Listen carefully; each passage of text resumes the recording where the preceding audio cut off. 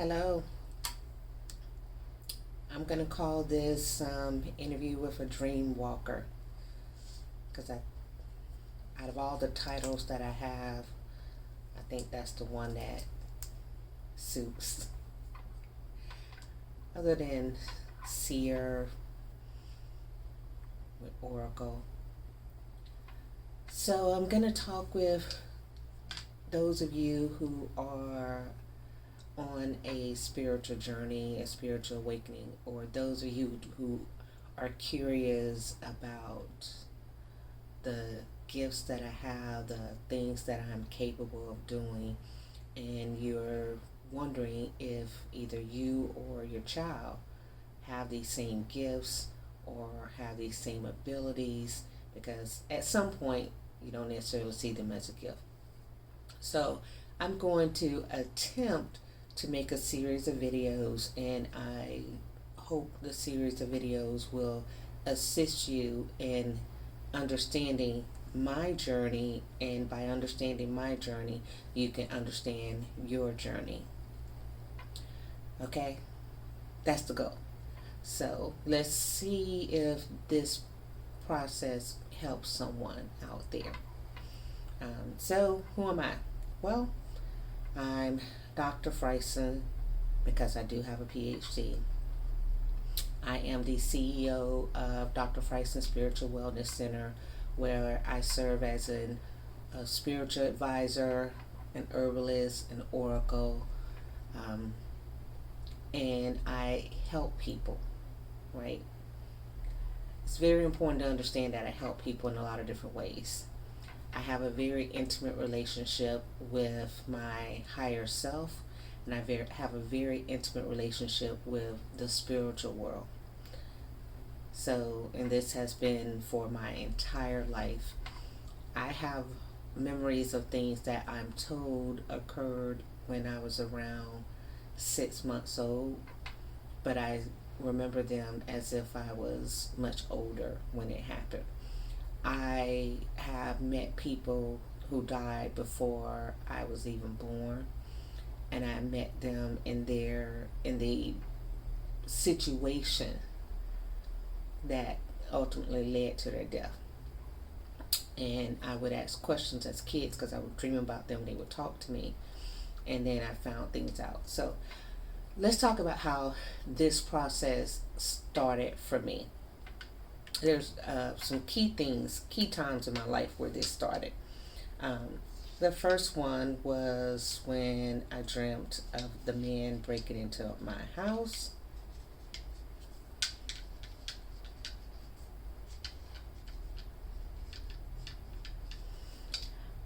The second one was when I had an encounter with what I thought was a witch who visited me.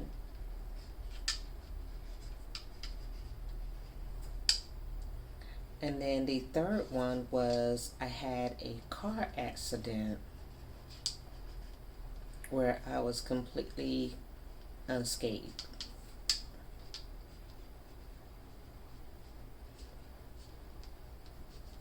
Now, those things led to a time where I ended up having to stay with my grandmother for protection. Not for my protection, but her protection.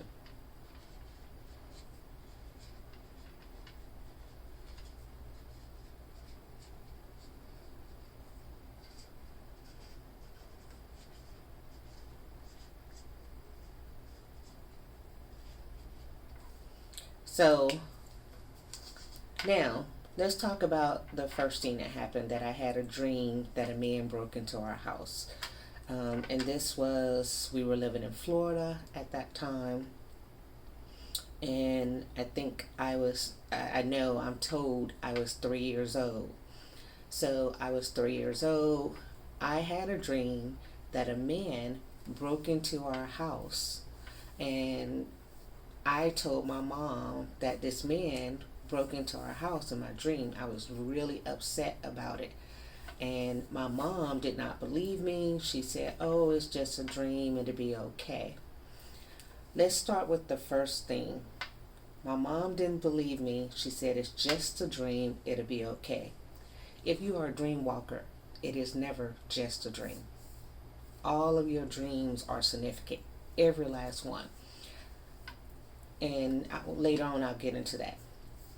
So, the first part about this man breaking in and her saying, it'll be okay, I'm a kid, I listen.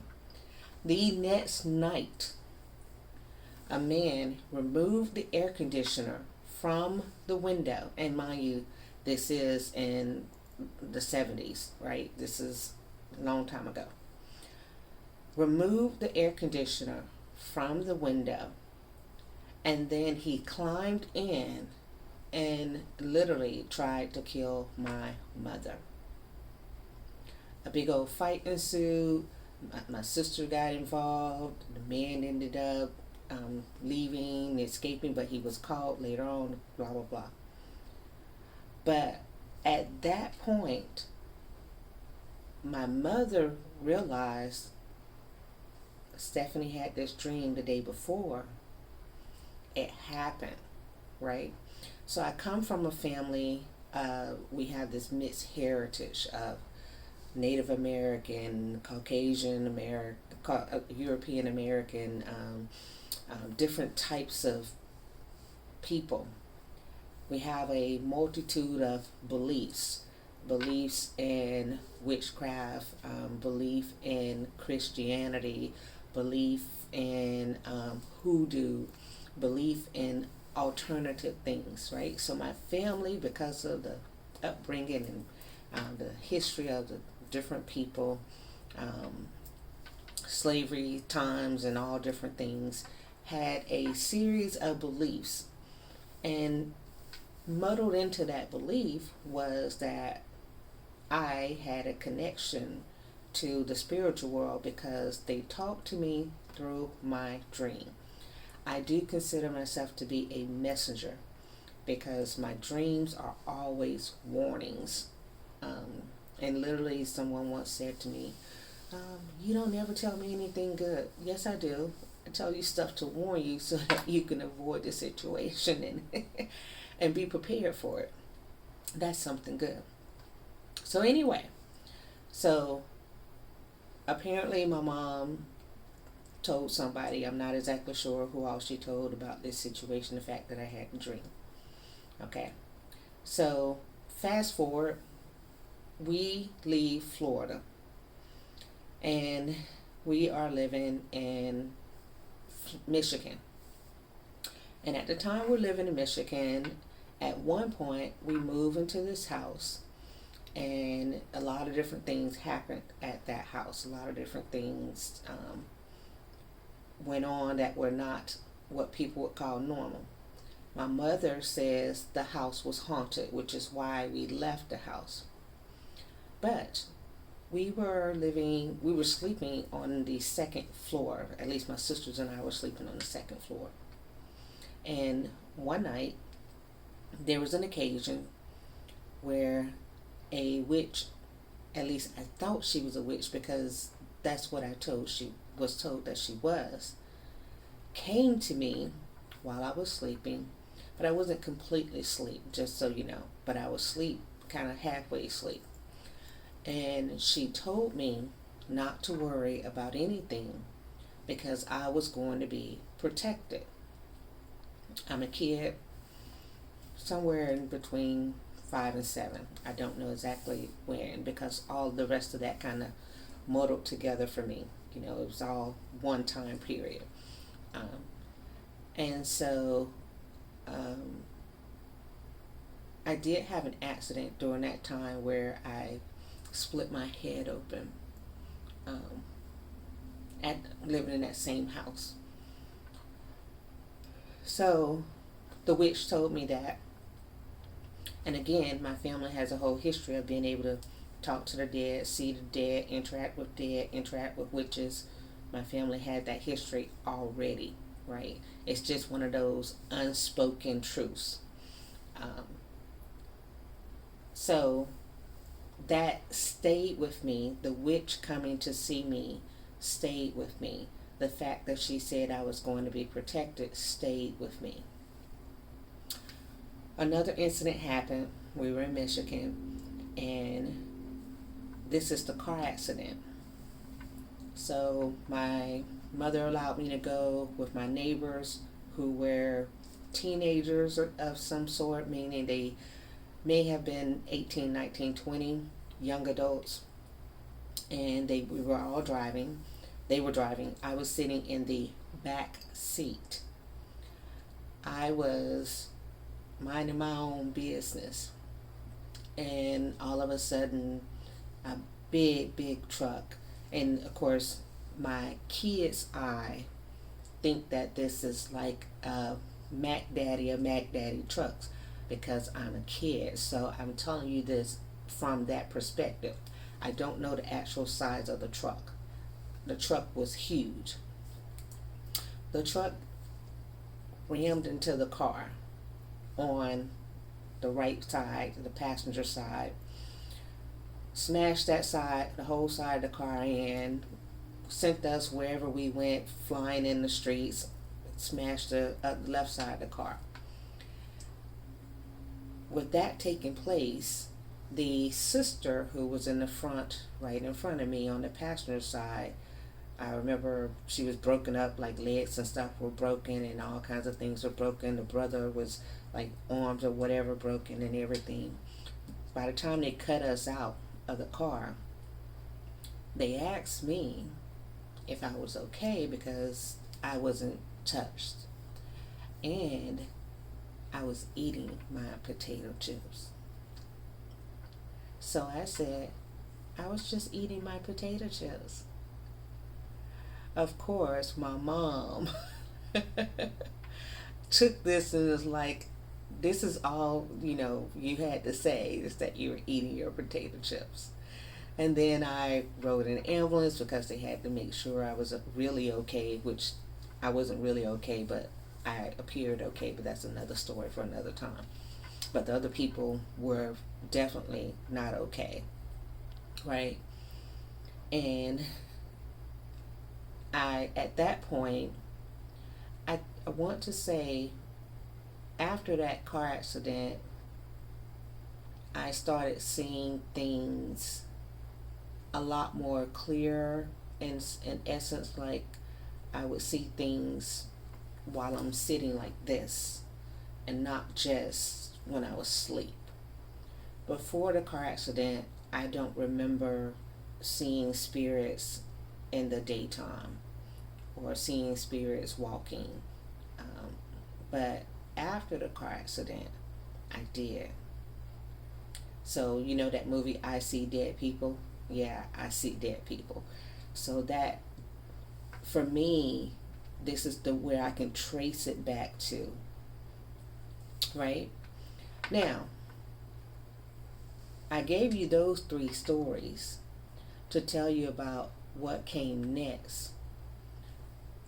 Fast forward, a lot of different things happened where we were protected. My mom was living with a guy who was a drug dealer, and situation happened to where they got into an argument and we left. And a rival drug gang shot the house up and killed everybody who was in there, and we escaped. We had escaped, right? We didn't know that was going to happen. And so different things happened after that. Okay, so I started really thinking, okay, there's a force protecting me on some level because we are surviving these situations. I want to make sure you understand, it's not that situations did not occur, it's that we actually made it through them and survived them, because a lot of stuff occurred that I would not wish on anyone. And my sisters and I endured a lot of trauma. But in essence, we were protected because we walked away. There was like a way out eventually. Okay, so fast forward, we go to Florida, and I'm much older, and a lot of stuff has happened that I could tell you about later. And at one point, my mom tells me that I'm gonna go spend the night with my grandmother, and I have to start going spend the night with my grandmother. I did not understand why, because my sisters weren't spending the night with my grandmother. And I'm a kid. It's not like I could defend her. She owned a gun. Trust me, I knew, because she pulled it out plenty of times. I knew she had a gun. And then one day, I'm in the bed with my grandmother, and she was extremely specific about how I had to lie in the bed. And I finally said, why do I have to stay here? I'm a kid, but I'm older now. And my grandmother said that I have to protect her from the witches, because the witches would ride her back every night because of something she did. But when I was there, they were afraid of me and would not ride her back. That was a lot for a kid to take in, right? I'm telling you that because I think it is important that if you have a child that has spiritual gifts, that you explain to them that the line between everyday reality of solid surfaces and spiritual surfaces kind of collide, to where the spiritual being has the ability to physically touch you, physically mark you, fight with you, and things of that nature. But most of that occurs in the dream world. Most of those other attacks occur in the dream world. Now, there are some things that occur where the spirits can impact reality, and I'll get to that on a different video. But most of those attacks, or those fights, those battles, occur in the dream world, right? Where you're tormented and things like that. And if you are a person such as myself, where they considered me kind of a totem, a good luck charm in essence, to ward off those spirits that they consider evil spirits, then this is what happens to you, right? People want to have you around. And that brought up a whole nother problem. So, staying with my grandmother, I also was introduced to the actual beings that I'm going to call the three witches. And this means there's going to be later time where I'm going to say,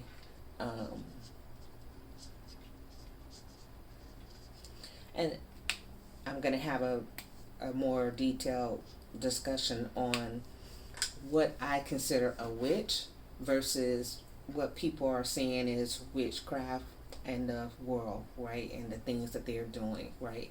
So all of these things are spirits. I only use terms that you can understand so that you can put it in perspective. So if I say demon, it is a spirit. If I say witch, it is a spirit. If I say angel, it is a spirit. But I'm separating them because most people don't have an understanding that all of these are the same spirits, just like we're walking around each day, and some of us are nicer than others. We're all spiritual beings in the flesh, right? We're at the human state of it, but we're still spiritual beings. So there are people in the other world, in another level, because there's multiple levels to this world. And there are some that are tormenting others. Now, there's a reason that they're tormenting others, which I have found out that too.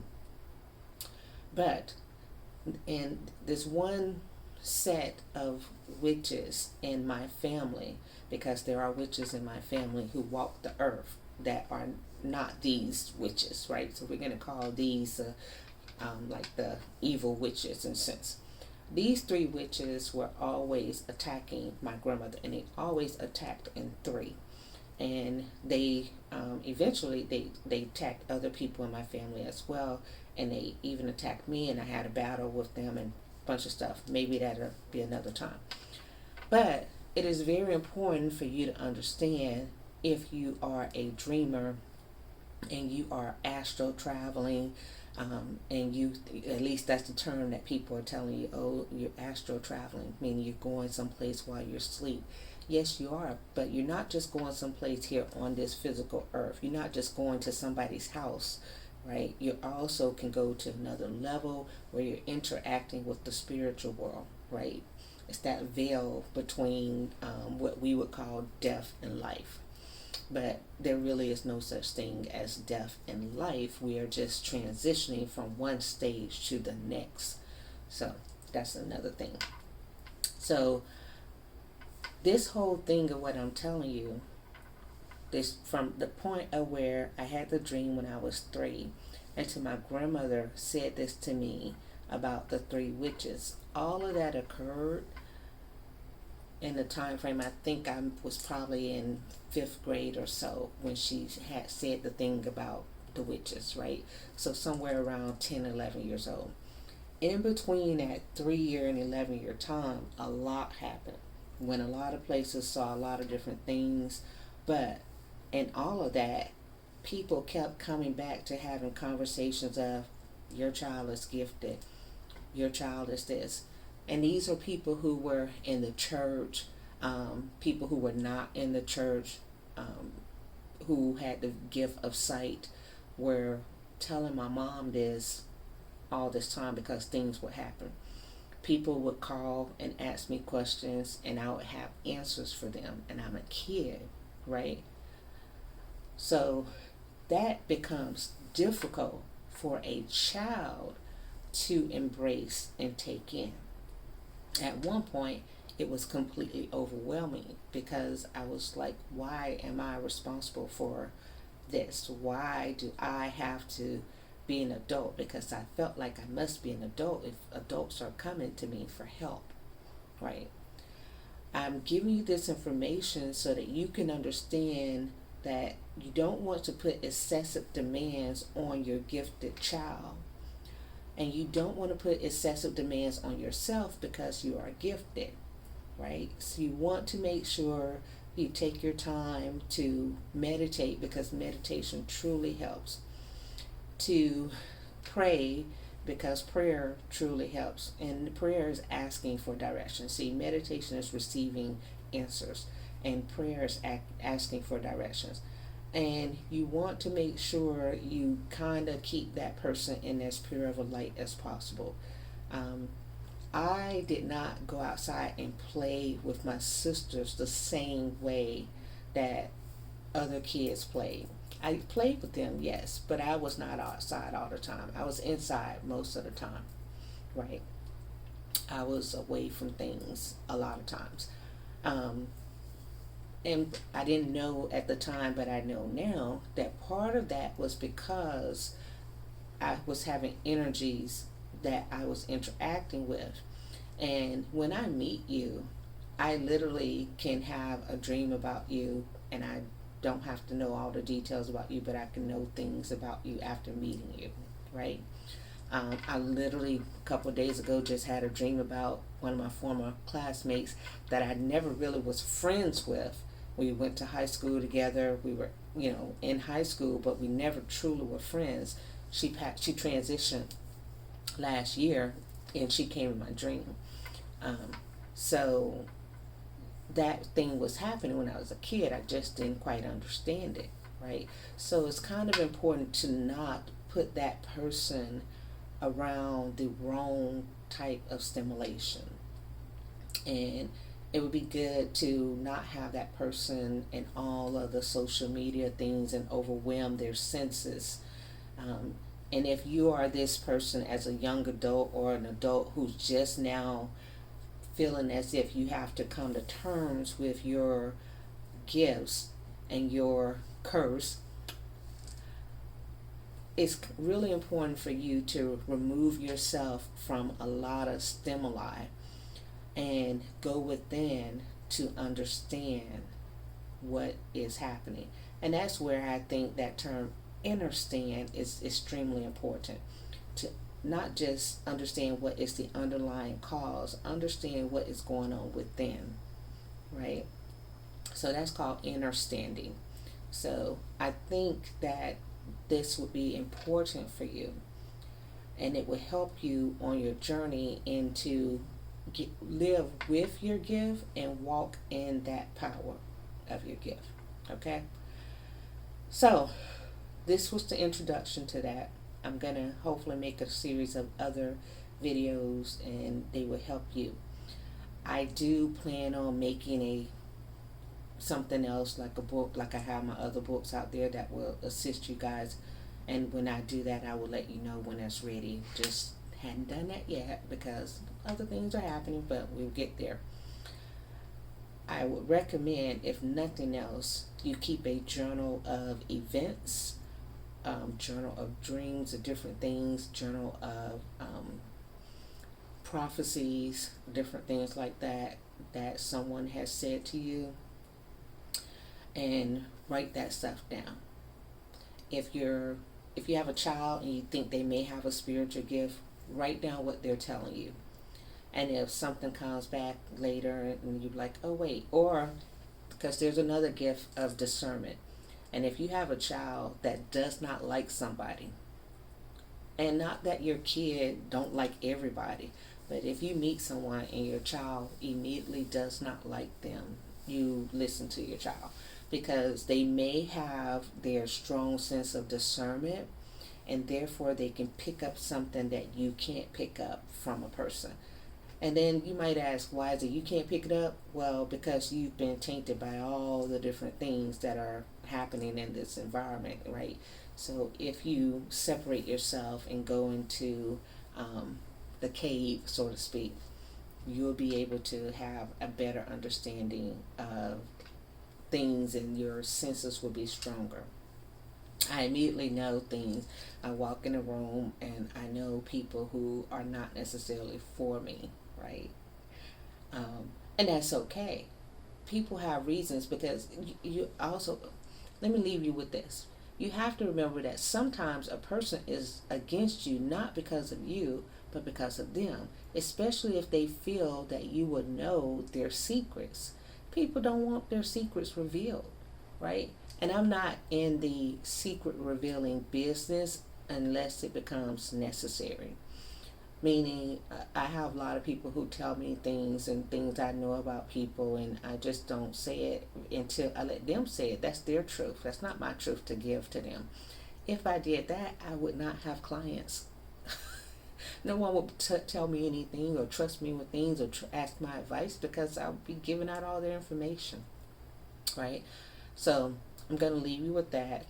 I hope this introduction helped you. I hope the other ones help you. And when I make them, that is my goal, that someone is maybe going to have an easier transition in walking, truly walking in their calling, in their gift, and understanding it. Okay? All right, you guys be well. Bye.